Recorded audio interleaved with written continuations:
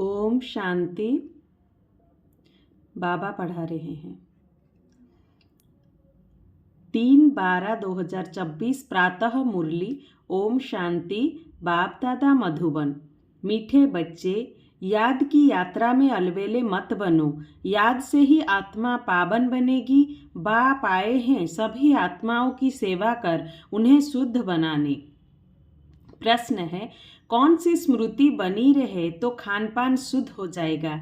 उत्तर में है, यदि स्मृति रहे कि हम बाबा के पास आए हैं सचराखंड में जाने के लिए व मनुष्य से देवता बनने के लिए, तो खान पान शुद्ध हो जाएगा, क्योंकि देवताएं कभी अशुद्ध चीज नहीं खाते। जब हम सत्य बाबा के पास आए हैं सचराखंड पावन दुनिया का मालिक बनने, तो पतित अशुद्ध बन नहीं सकते।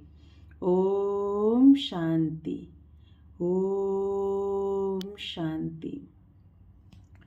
रूहानी बाप रूहानी बच्चों से पूछते हैं, बच्चे तुम जब यहाँ बैठते हो तो किसको याद करते हो? अपने बेहद के बाप को। वो कहाँ है? उनको पुकारा जाता है ना, हे पतित पावन। आजकल सन्यासी भी कहते रहते हैं पतित पावन सीताराम, अर्थात पतितों को पावन बनाने वाला पतित पावन, पतितों को पावन बनाने वाले राम आओ। ये तो बच्चे समझते हैं पावन दुनिया सतयुग को, पतित दुनिया कलयुग को कहा जाता है। अभी तुम कहाँ बैठे हो? कलयुग के अंत में, इसीलिए पुकारते हैं बाबा आकर हमको पावन बनाओ। हम कौन है? आत्मा। आत्मा को ही पवित्र बनना है। आत्मा पवित्र बनती है तो शरीर भी पवित्र मिलता है।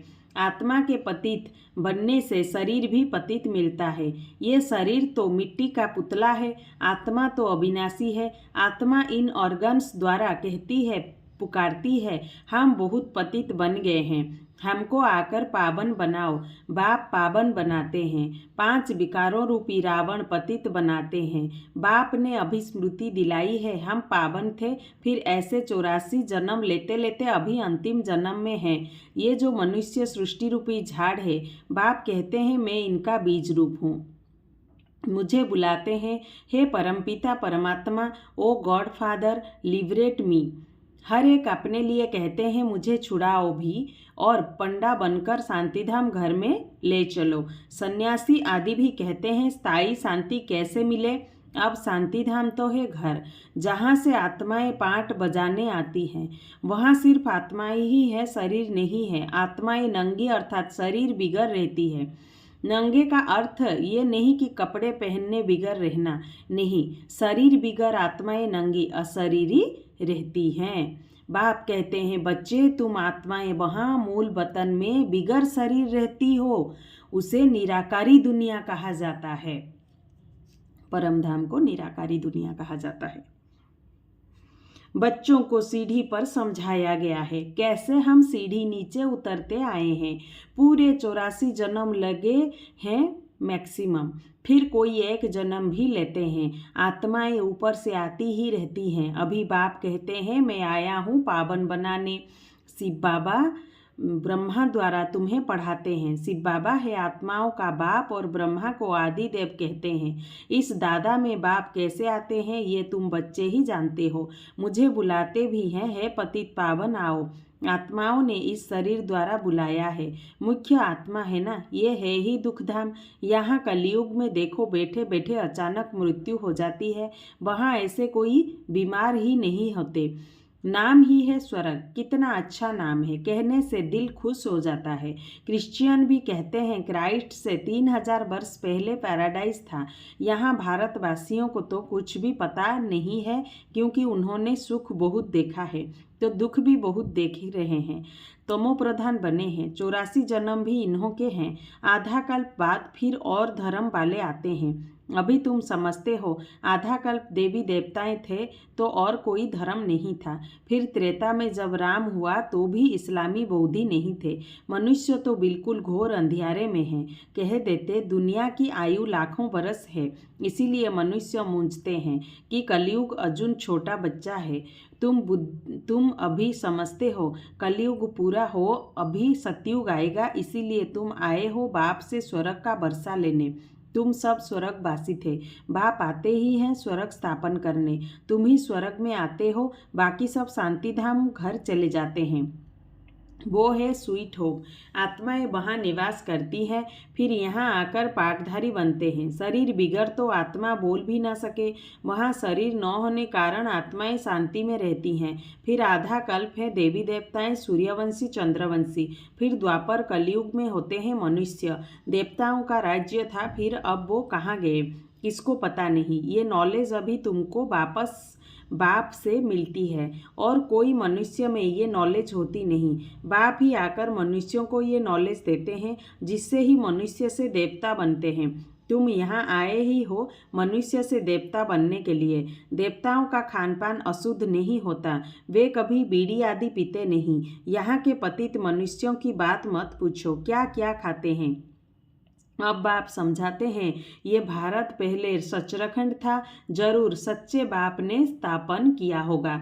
बाप को ही ट्रूथ कहा जाता है। बाप ही कहते हैं, मैं ही इस भारत को सचरखंड बनाता हूँ। तुम सच्चे देवताएं कैसे बन सकते हो, वो भी तुमको सिखलाता हूँ। कितने बच्चे यहाँ आते हैं, इसीलिए ये मकान आदि बनवाने पड़ते हैं। अंत तक भी बनते रहेंगे, बहुत बनेंगे। मकान खरीद भी करते हैं। शिव बाबा ब्रह्मा द्वारा कार्य करते हैं। ब्रह्मा हो गया सांवरा, क्योंकि ये बहुत जन्मों के अंत का जन्म है ना। ये फिर गोरा बनेगा। कृष्ण का भी चित्र गोरा और सांवरा है ना। म्यूजियम में बड़े बड़े अच्छे चित्र हैं, जिस पर तुम किसी को अच्छी रीति समझा सकते हो। यहाँ बाबा म्यूजियम नहीं बनवाते हैं, इनको कहा जाता है टावर ऑफ साइलेंस। तुम जानते हो, हम शांतिधाम अपने घर जाते हैं, हम वहाँ के रहने वाले हैं, फिर यहाँ आकर शरीर ले पाठ बजाते हैं। बच्चों को पहले पहले ये निश्चय होना चाहिए कि ये कोई साधु संत नहीं पढ़ाते हैं। ये दादा तो सिंध का रहने वाला था, परंतु इसमें जो प्रवेश कर बोलते हैं वो है ज्ञान का सागर। उनको कोई जानते ही नहीं। कहते भी हैं गॉड फादर, परंतु कह देते उनका नाम रूप है ही नहीं।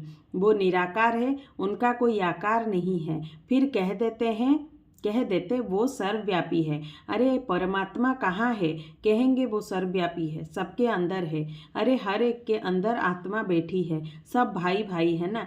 फिर घट घट में परमात्मा कहाँ से आया, ऐसे नहीं कहेंगे। परमात्मा भी है और आत्मा भी है।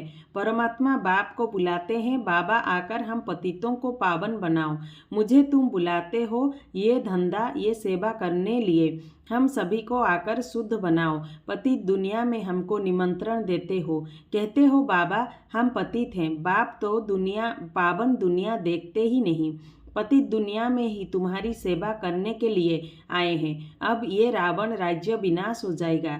बाकी तुम जो राजयोग सीखते हो वो जाकर राजाओं का राजा बनते हो। तुमको अनगिनत बार पढ़ाया है, फिर 5000 वर्ष बाद तुमको ही पढ़ाएंगे। सतयुग त्रेता की राजधानी अब स्थापन हो रही है।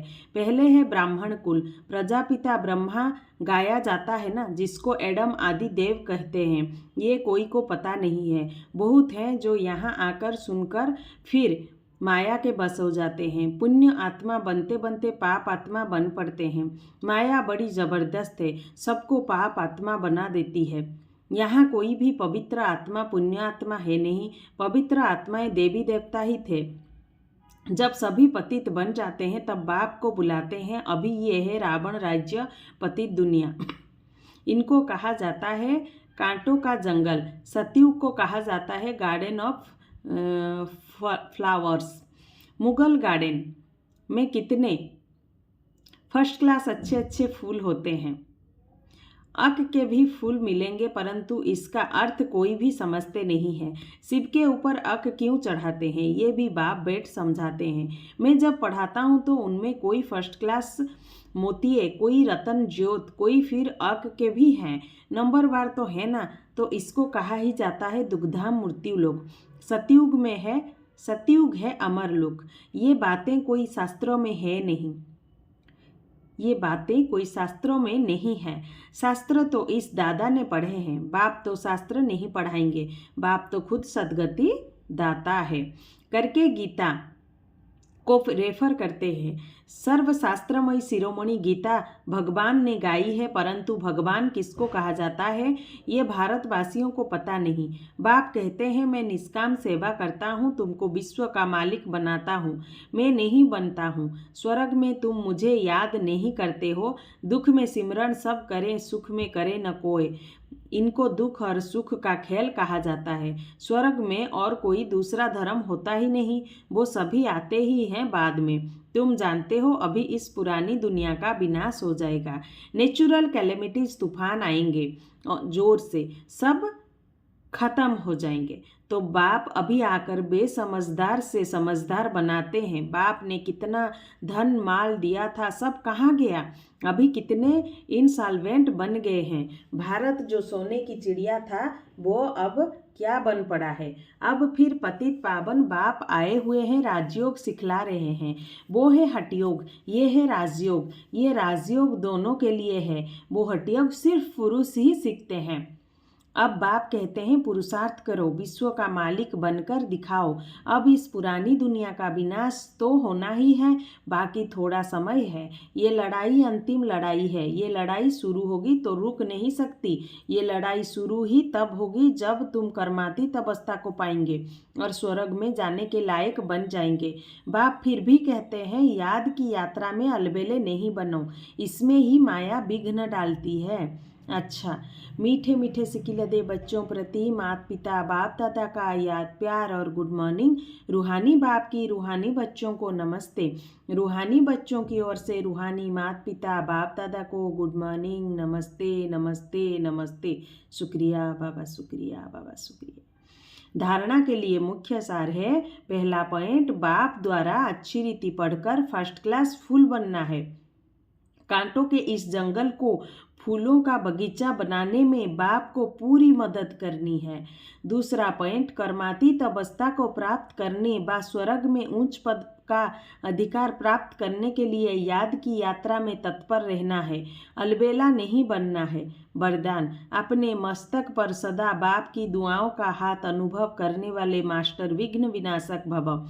गणेश को विघ्न विनाशक कहते हैं। विघ्न विनाशक वही बनते जिनमें सर्व शक्तियाँ हैं। सर्व शक्तियों को समय प्रमाण कार्य में लगाओ तो विघ्न ठहर नहीं सकते। कितने भी रूप से माया आए, लेकिन आप नॉलेजफुल बनो। नॉलेजफुल आत्मा कभी माया से हार खा नहीं सकती। जब मस्तक पर बाप दादा की दुआओं का हाथ है तो विजय का तिलक लगा हुआ है। परमात्मा हाथ और साथ विघ्न विनाशक बना देता है। स्लोगन, स्वयं में गुणों को धारण कर दूसरों को गुणदान करने वाले ही गुण मूर्त हैं। ओम शांति, ओम शांति।